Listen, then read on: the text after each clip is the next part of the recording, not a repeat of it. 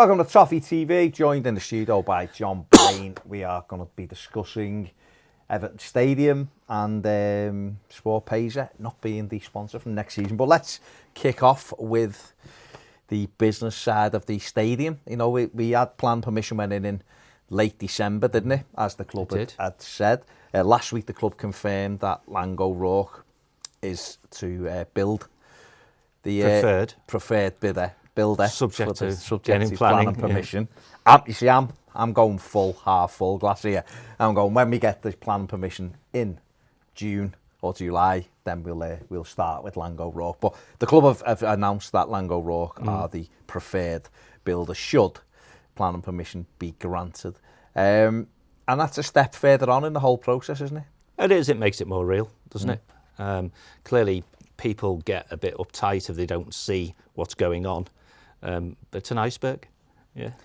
You know, we're seeing a little bit at the top when the club does the public bit, be it the consultation, the results of the consultation, announcing we've submitted the planning application, and people wobble for a bit until they can see it. Yeah. And as we speak, there are people out there trawling through loads and loads of documents, reading stuff, And I think I don't do that, to be honest. I might read all the exec summary type things.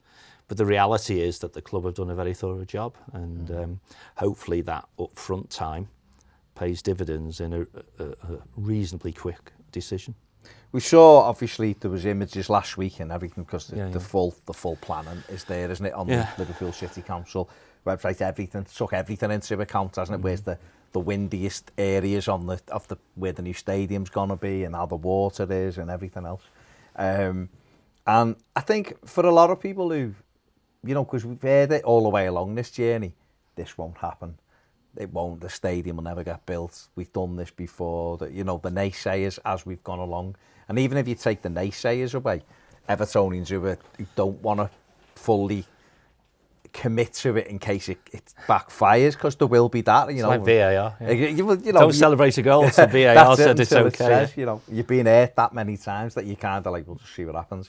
But even to those kind of people, it must feel like it is a real thing, because obviously everything's gone in. To my mind, we've never been so far down the line with a new stadium. I mean, like many things, you know, it's about momentum, isn't it? You know, you look at what the originals are trying to do in GT8. That's all about building momentum and providing proof points. So if you say you're going to do something, do it, and then each time a naysayer falls off the naysayer's wagon. And whilst the club gave themselves quite a lot of wriggle room around the timing of things, like phrases like the summer, before the end of the year, you know, that sort of stuff. You can't dispute, nobody can dispute that when they say they're going to do something, they've done it. So that should build confidence. I haven't read the stuff. I don't know whether it says in the planning submission that the preferred builder is Lang O'Rourke. I don't know if it says that, but they didn't have to tell us, I suppose, unless it is in there, and then they do. But again, that's another little push on the momentum side. And they're obvious questions, you know, well, that's what it looks like, who's going to build it, you know? And then the obvious one, which we don't know yet, is where's the money coming from? So, you know, people who are cautious, which is what you're saying about the people who just think, the Everton way, what's that? You know, conceding 5 minutes into injury time or something. So even if planning is granted, then someone will say, well, until a spade in the ground. And then it'll be, well, until I see thing coming up. And then it'll be until the roof's on, and so on. So there's always going to be a diminishing number of people who won't believe it until they see it, type of thing. But I mean, it's as real, if not more real, than any other stadium, proposed stadium, albeit one if you want to be negative. We haven't got as far as Kirby yet, but because you know, we haven't had any reviews on the planning application come out. I mean, but even with Kirby, I don't remember. I didn't feel like you may know more. Didn't feel like it was this far. Are you trying to say I'm older than you? Or something? No. You with being a shareholder, another thing, will have looked in. I'll be honest. I had very little interest in Kirby because I didn't. So I didn't pay any attention to anything that was happening because A, I never believed we'd go, and B, I didn't want us to go.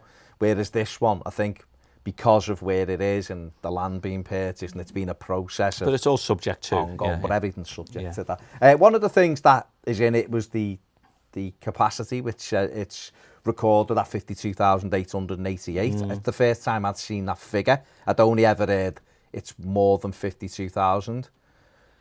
Well, I was annoying myself because I can't find it. When the documents got leaked, whenever it was, November time or whatever it was last year, there's a graphic, and I think it's in the planning submission, but the graphic that they use now doesn't have the numbers on, So what it had was all the sections of the stadium, how many seats there were in each section. So, and I can't find where I've stored it, but so I knew then that it was, I'm sure it wasn't 888, because remember that, gambling companies would like that. 388. Perhaps we'll talk about it. It's more than 52,000. And so it was always a little bit more than 52. And so, I prefer to say now that that's just under 53.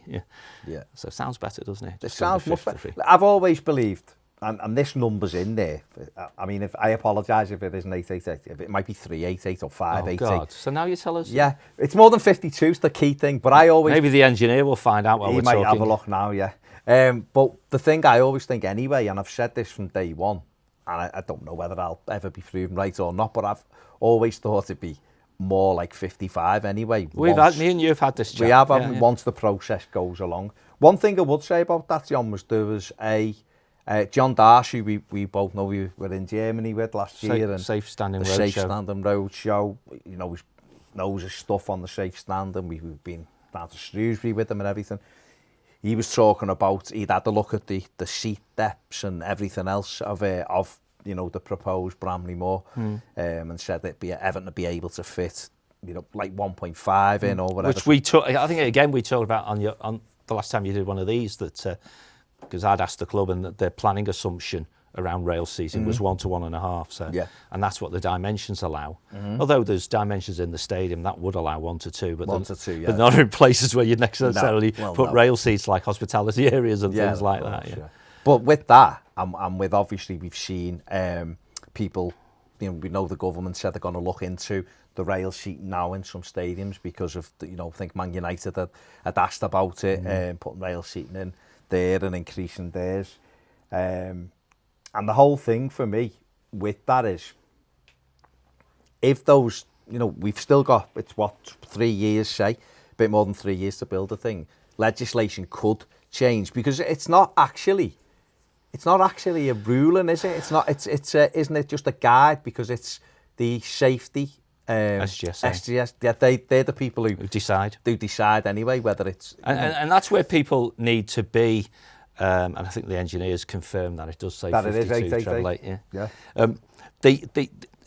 This is what people need to. But this is what people need to do. I think I had a Twitter conversation with somebody the other day, and I've had some private DMs as well, because when we did the last Business Matters, we talked about the stadium because it was around that time, and we talked about it being calling for review by the right politician, Secretary of State or whatever, and some guy messaged me and said, "Whoa, what's this about?" But that's process. That's what will happen. And it's funny that people, when they hear it will be called in, they jump to Kirby and public inquiries and delay and all those sorts of things. And that's not necessarily the case. So what we have to do as fans is trust that the club are not all numpties and they don't know what they're doing. Maybe it's the exact opposite. They're right on this.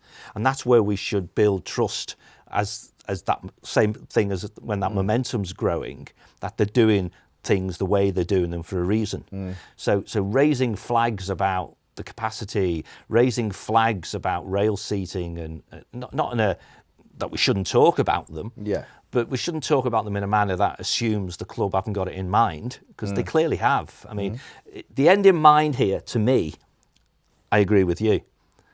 I would be more surprised if the stadium opened with 52,888 seats than I would be if it opened with a little bit more.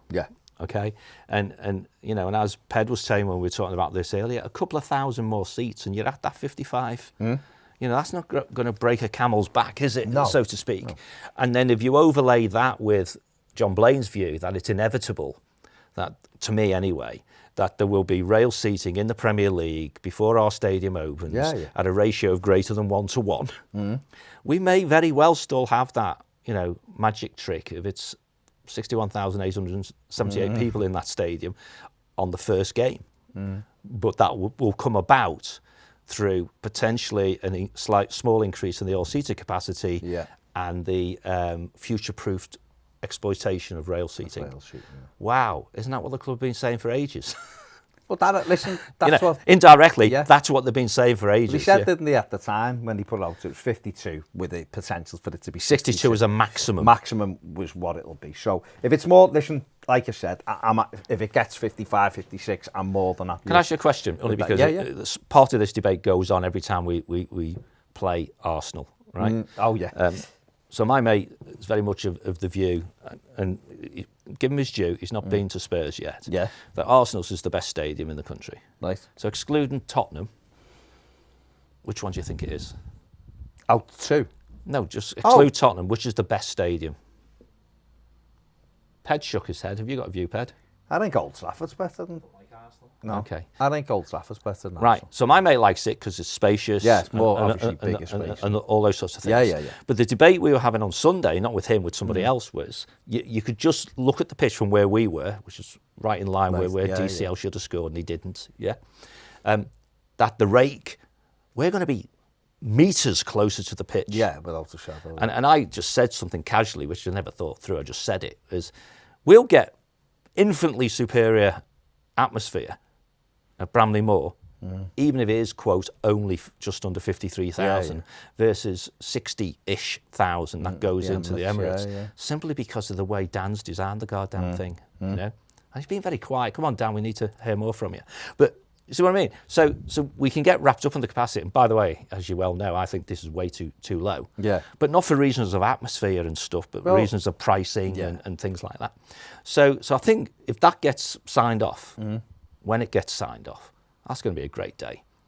It's the start of the sadness then of leaving Goodison. 1,200 days later or something, we're going to leave Goodison. Yeah, of course. Well, I mean, that's a different thing of when you start thinking about that. But just very quickly to wrap up on the capacity, we said it last year when we were in Dusseldorf, and that was 54,000. There wasn't even 50. It was about 53 in there. It was brilliant. The atmosphere was brilliant. Steep stands. It was quite close to the pitch. And I remember us saying, if Bramley Moor was like this, it'd be great. It'll do. We'll cope. Exactly. So, yeah, you're absolutely right. Not always is a capacity just because it's a bigger number makes it a better atmosphere. It's about being on. Goodison only holds less than 39,000 now because we've had to make the modifications. And our atmosphere when it's bouncing is better than the Emirates will ever be. Better than the Etihad, and they're both. And that's proximity again. Exactly. So that is a key thing. It's interesting. You've got your idiot board over there, right? Yeah. Funny when I said you've got your idiot. Ped looked up then. Sorry, because he thought you were calling me. No. Go on. If it gets built for 500 million, that'd be a really good price, wouldn't it? Well, that's what they've said, haven't they? 500 million. Because I think the stadium construct itself is 3/4 of that or something. So the rest is prep. Well, Spurs, theirs is 1.2 billion, but apparently the stadium itself is way less. It was like 400 million. Yeah, that's the project. I mean, when I asked, I got told by a very well-connected person that the build cost was about 350 million. That was nearly a year ago now, probably. 350 million, including contingency. So probably they were talking about being able to build it for 300 or less. Of course, prices go up all the time and of course, stuff like that. Steel and everything. But it is closer. September 23. Well, that's it. That's it, isn't it? So that's not the start of the season. No. 7th of September 2023. The stadium will be ready to be played in, apparently. Some of those tests must be games. There has to be two events. Spurs had 2 events when obviously everyone has to when we look at these planning, the toilets and put the lights on. But when we look at these planning docs and it's got test, basically as you say, at that date in September, everything's tested. Yeah, that ready to go. Must be a couple of games have taken place already by then, mustn't it? You see, for me, when I looked at that, I don't know whether you're the same. I looked at that. Me and Ped were going through it last week when it come out. And it was like the 7th of September. That's worst case scenario. Because when you're planning anything, would hope so, yeah. When you're planning something, you'd always give yourself that window in case anything does happen. So therefore, obviously the season, he's got his days on his phone till 1,290. from the time. Tomorrow it'll be 1,289. And off we go. And then that, you give yourself that, you know, if this went wrong and if this goes wrong, we give that. You've got contingency. Realistically, we could be, and providing things go well, should be kicking the season off in the August. That's only, you're talking what, maybe 3 weeks before that, a month before that. Yeah. So that means that there will have had to be maybe 2 pre-season friendlies at Bramley Moor, you know, or one test event and then a game to go through it. Maybe it's a 23s game, maybe it's Europa League qualifying, who knows? Oh no, because you'll have to have the certificate by then. But there'll CL have to by be 2 events. So regulars and Champions League. Champions League by then, yeah. So, you know, we will have had to have 2 test events. But I just thought it was interesting that the date was actually, you know, the club will be having the fun, I guess, of between now and then, deciding which world-renowned football club are going to be the one we play in that last friendly, which becomes the first game at Bramley Moor. Nice. There's only a couple that you would have. Oh, you'd love. Yeah. You'd love, yeah. See someone saying play Liverpool. I was like, what? No. A risk not worth taking. No chance. Barcelona, Real Madrid. One of them two. Someone like that. Yeah. Would be nice.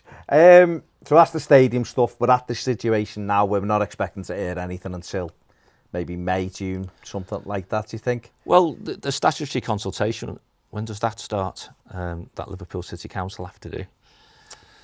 Hasn't it started? Didn't it start when that went on their website? Is that when it started? I thought that was when it started. Okay. So that started. So they've got to go through that first, and then they've got to have the debate, haven't they?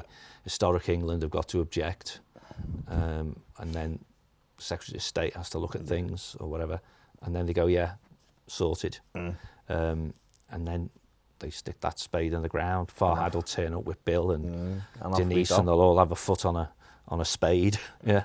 Off we go. And then people will be tweeting about it for 2.5 years. Be great.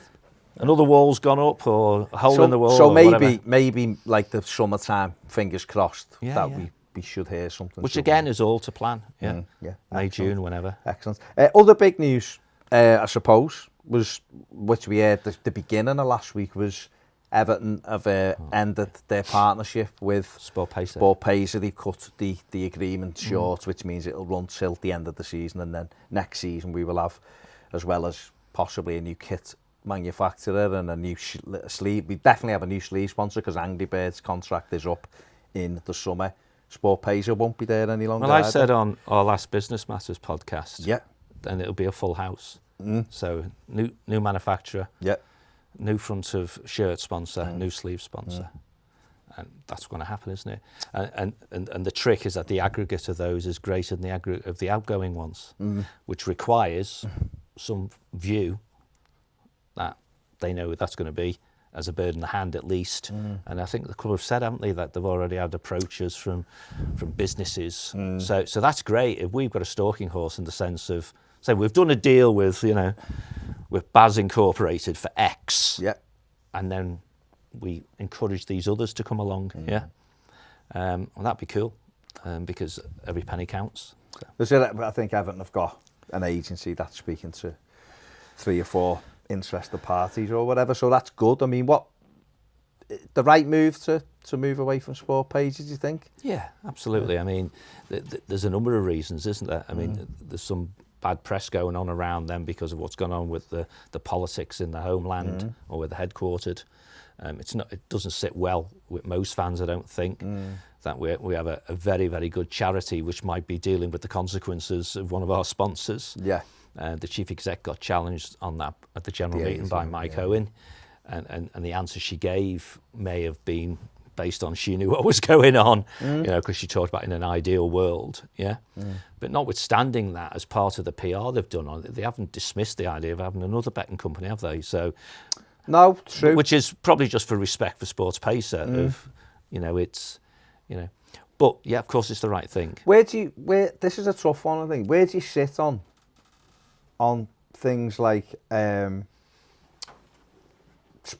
betting companies? Because I know it's something that doesn't sit easy with a lot of people.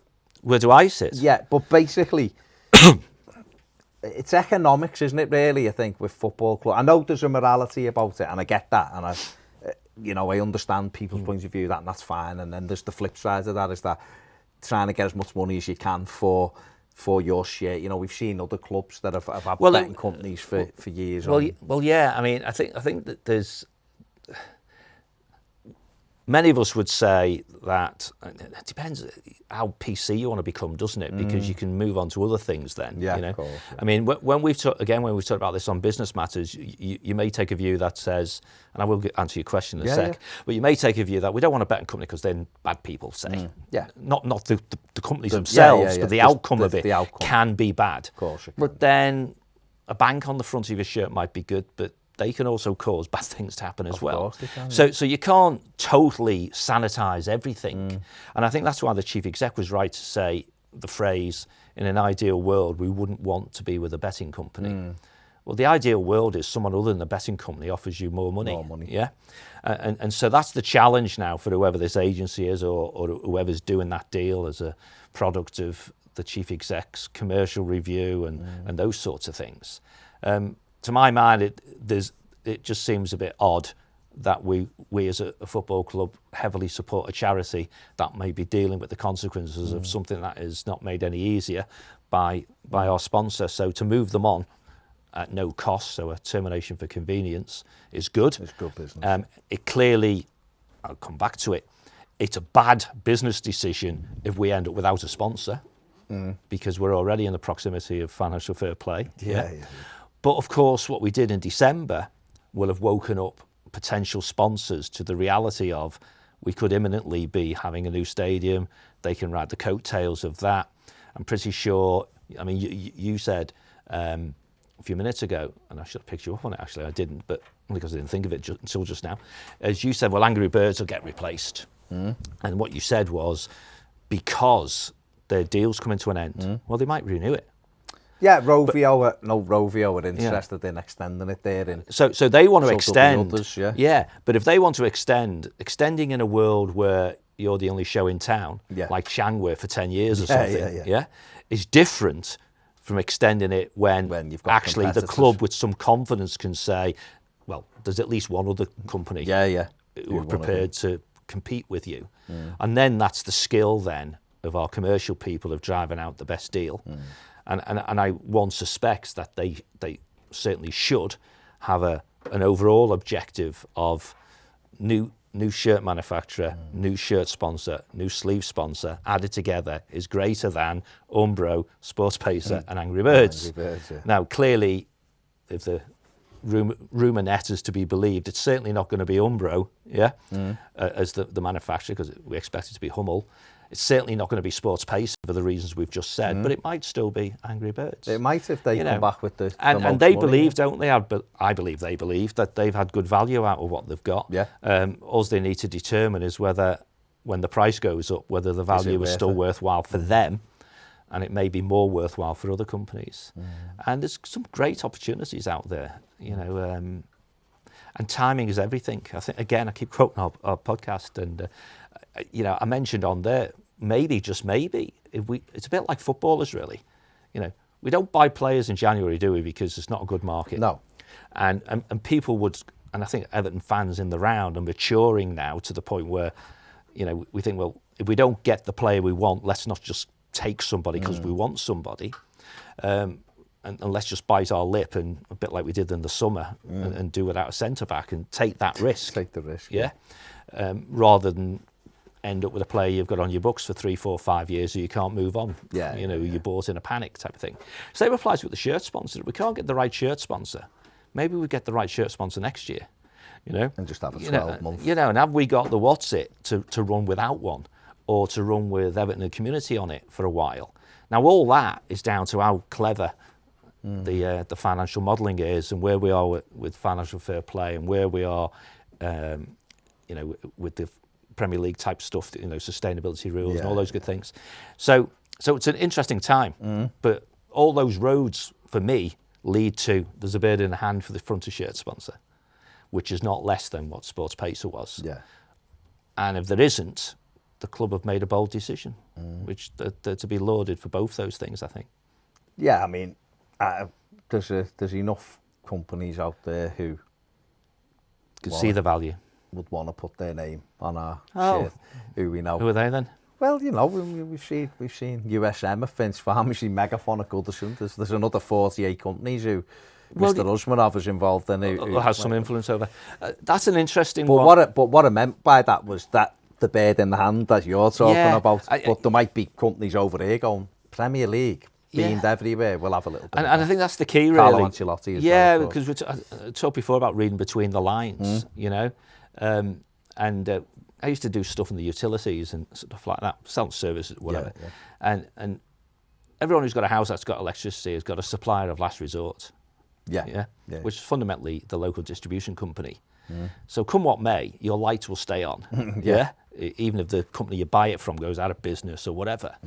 And we just need to be careful that we don't get ourselves badged as being that Mr. Usmanov and his associated companies are the supplier of last resort. Because there's a marketing cell there that needs to be carefully managed if we end up with Megaphone or something on the front of our shirt, that it's not there simply because we're incapable of getting a true third party company. But it's good to have that in the, you know. It's a stalking horse. Exactly. You're there and go, well, we have got that, but you know what, these and other people are attracted by. And they want some, we want something. Yeah, exactly. And the more times you play that card, the more times, the closer we potentially get to the risk of someone crying foul, because it's a related party through through Usmanov being some fancy shadow director or anything, but simply because the largest shareholder is the chairman of the holding company. So it's inevitably a related party in that sense. So it's exciting times, you know, and I look forward to some good news coming out soon. There is obviously. When's the shirts ready? Big shirt. Well, you know. Well, the thing with the shirts is, in terms of Everton won't be able to wear the new kit the last game of the season due to the contractual agreements with Sport Paisley and with Umbro. If it is to change, we haven't had it confirmed fully yet that it won't be Umbro, so we would still have to wear that kit. So obviously, but let's hope that it's been blindingly obvious for a while. Well, it's not Umbro, but let's hope it's ready to go at the early. So if the kit deal with Umbro, the agreement with them ends on the 30th of June, let's hope it's ready on July the 1st to be ready to go. Well, I said to my mate, and it wasn't on the podcast, so I'll stop pushing that, but I said to my mate, there's a great marketing opportunity here, because if those agreements end with Umbro and with Sports Pacer, so sometime in June, if they were ready, they could sell shirts, new Umbro ones or sexy designs, but they haven't nailed who the sponsor's going to be, then we can either have shirts without a sponsor, or even better, from my point of view, shirt with Everton in the community on. Because then there'll be a load of people who'll buy two shirts. Well, yeah, I think so. Saddos like me, probably. I mean, it'd be good to have one with Everton. But Everton, how cool would that be? Yeah. But it's economics. I think if Man City blast FFP out the water, which they may well do, then it becomes a different ball game for everybody. Well, one way or another, FFP is going to change, because if City win, it's the end of it in some respects. If they lose, and I think, again, the way I've said previously is whoever's the next target will want the rules changing, you know, and maybe people will recognise that it's not necessarily working as designed. Or for those big clubs working exactly as they wanted it to. The official versus the unofficial reason, it's working perfectly for those influencers. Old money, I think I've referred to it as. But it is though, isn't it? You know, the click clubs who Sky are interested in at the top of the Premier League, because it drives their viewers and their subscriptions. They're protected from someone like Everton. You know, when you've got Jamie Carragher coming out and saying, well, hang on, how is it fair if Everton have got this ton of money to spend? You know, if Everton have £500 million to spend this summer on players that they want, and they can't because some league rules say you're not allowed to, then how's that fair? Because it just means that the six that are getting the money and can spend more will stay further away. Well, I've also said, and I don't know if I'm right or wrong, I'm sure your viewers will know, but I think I might have said it is the only industry in the world, but maybe it's One of. A few. If you say one of, then. Yeah, one of a few industries in the world where you're not allowed to invest in your own business. Yeah, which is crazy. It is mad, isn't it? And yet that's because of the way the rules hang together. And I just wonder, maybe I'll get Paul to have a chat on the next podcast with Tom, whether what stops an owner gifting money to the football club. Yeah, because you're allowed to do that in business as well. Because we are, directors' loans, of course, of what we've already got. Well, we haven't we've got a shareholder loan. And our shareholder loans are huge, okay? So if Farhad Moshiri decided, I'm bored with this now, I want my money back, well, we go out of business. Yeah. End of. But we're fully compliant right now, this second, with financial fair play. Yeah. So if it's supposed to stop stuff, it's not stopping what they claim it's there to stop. If you focus it, because of course break even, which is what the rule's about, which is fundamentally profit and loss, that's an accounting number. An objective number is how much cash have you got in the bank and how much debt have you got. But going back to your views of the world, maybe you should have Pete Molyneux on your show, the Man United guy who I do my little podcast with. Okay. Because he'll have some views about the Glazers and stuff like that. But debt would catch Man United. Oh, 100. We should be in bed, I've said that. Debt would catch Chelsea. Yeah. Debt would catch Liverpool. Yeah. It wouldn't catch Man City. No. It wouldn't catch Arsenal. Arsenal are the squeakiest, cleanest one of the lot in the sense of the way it's done. The way it's done. But... Yeah. But even so, even they're in hock to an owner who, the reason that they're not in debt is because he's got huge cash piles that he borrows against in the States and stuff. Why can't, I mean, I guess you've just said you can't, you don't understand, you're not sure of the answer why they can't gift it, but... Well, maybe you can. So if they can, why don't they then? Don't know, maybe you can't. Who knows? Maybe look it up, somebody. What I just think is mad is that, and we are going to finish this now, but what I think is mad is that you just say for argument's sake, Usmanov was like, listen, I want to help you make it, and we can do this together and make Everton, that'll be our legacy in this country, because that's what they want, apparently, this football club, to say, look what we've built. Yeah. Why can't he say, I'm giving Everton 500 million to spend as a gift, or give it to Moshiri and Moshiri gifts it? Because it, like you've just said before, if FSG pull their £430 million loan out of Liverpool, interest-free, what they've put in, then Liverpool are nearly £500 million in debt. Now, okay, they're a massive football club. Someone will come and rescue them because of who they are. They did last time. They did last time, 25 minutes before the deadline. With us, the same. If he pulled the rug, then we're knackered. If Chelsea, if Abramovich go... Over £1 billion. He put 250 million in of his own money last year. They still lost 110 million. Yeah. So how was he able to... They're into, what is it, 1.2 billion? They're 1.2. Yeah, so you're right. It doesn't... And yet Man City and PSG, who were the two that UEFA have gone after, are the two clubs, okay, they're funded by a country, but neither are in any debt. And yet they're both they're the ones who they've got their eyes on. So it doesn't actually ring true when you think about it. Because the only way to do that is, and Ped said this last week, is introduce something like a salary cap or a spending cap that you all do together. You're all in it together, because that's the only way you can actually manage money. So if you say, John, you own a team and you're only allowed to spend 300 million a year on wages or whatever it is, that number, 100 million on wages, and you've got 300 million in your bank, you're sound. Barry, you can spend 100 million on wages and I've got 30 million in me, or whatever, then that's just up to me to try and manage my money. If you've got more, that's the way it is. It's up to me to try and catch up. But it can't be done if, John, you can spend 500 million because you make 500 million, but I can only spend 40 million because I only make 40. Do you know what I mean? It's like you're keeping me away. Well, the issue is, and perhaps you can, this is probably really good for one of your live things, right? Is that what I call old money. Old money, the biggest piles of old money are the red clubs, hence the Red Alliance, I suppose.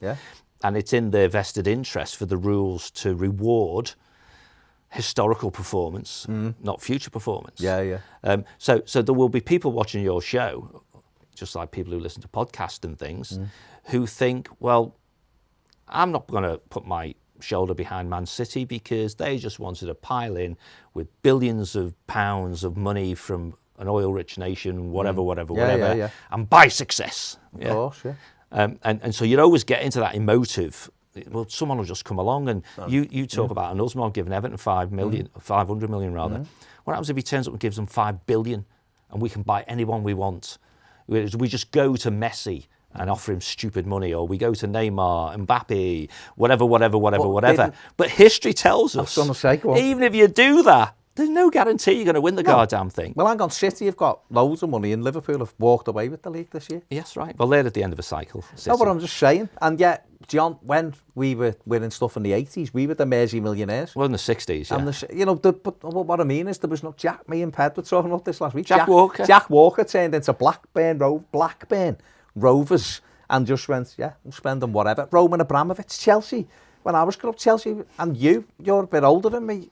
Chelsea were in the first division and the second division and electric fences and running. So I don't know if that's scaremonger, in other words, that someone's going to just pour buckets of money into a project, you know, and because you can construct rules around that. You know, for every £1 you spend in the community, you can spend £1 on the players.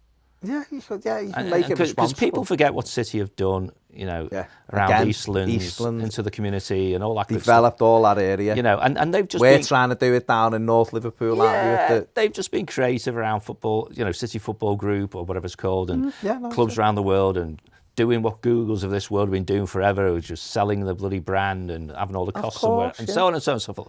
And, okay, we're going down a rabbit hole now, but they haven't been done for British and FFP. They've been done for not telling the truth about where the money come from. Yeah. That's, again, a subtlety. It's the classic Columbo moment. They haven't been done for breaching the rules because the guys are really smart at not breaching the rules. It's the other thing. They've been caught through some silly emails. But they have, allegedly. Yeah. They allegedly have breached the rules through breaching the rules in a different way and being telling lies, economic with the truth. Allegedly telling lies, allegedly, So anyway, point is, we, you know, the pitch stuff's getting a bit better. The same problems persist about, we've got some people who are a drag on the business. They need to be moved on.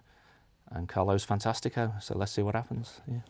Everything moving in the right direction, fingers crossed, on and off the pitch. Big thanks to John. You can check out John on his podcast, which is Everton Business Matters, on there with the S, who you might know off Twitter. Always happy, Paul, always positive. And Tom Marty, actor stroke host of Everton Business Matters. Make sure you check that out. Give the video a thumbs up, subscribe if you haven't, and if you want more videos, join us on Patreon.